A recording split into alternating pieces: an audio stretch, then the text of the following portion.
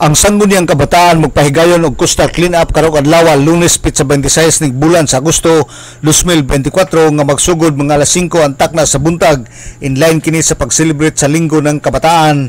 Ang maong kalihukan ang pangunahan kini ni Osamis City SK Federated President John Phil Duay Lungsod, in coordination kini sa Solid Waste and Environment Management Office nga diha kini ipahigayon sa Coastal Bypass Road kilid sa Philippine Ports Authority ning Dakbayan sa Osamis. Kinungduman nga maong lugar ang sagad dagsaan sa mga basura, busak kinahanglan nga limpyuhan aron walay mga basura og limpyo ang kadagatan sa Panggilbi ug ato kini nga ampingan.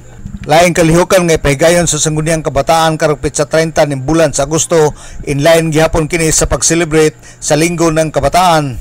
Ang pagpahigayon og job fair nga diha kini ipahigayon sa City Gymnasium ning Dakbayan.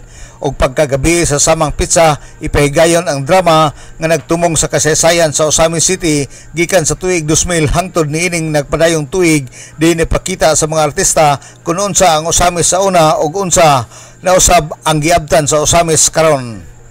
Gipasalamatan ni Kunsel Duay Lungsod ang tanan nga mga eskwelahan nga misanong sa iyang imbitasyon para sa maong drama. Alang sa DXDD Radio Campana, ang radyo sa simbahan, WD45 Dudong Barcaminto, Danag sa Dakbayan.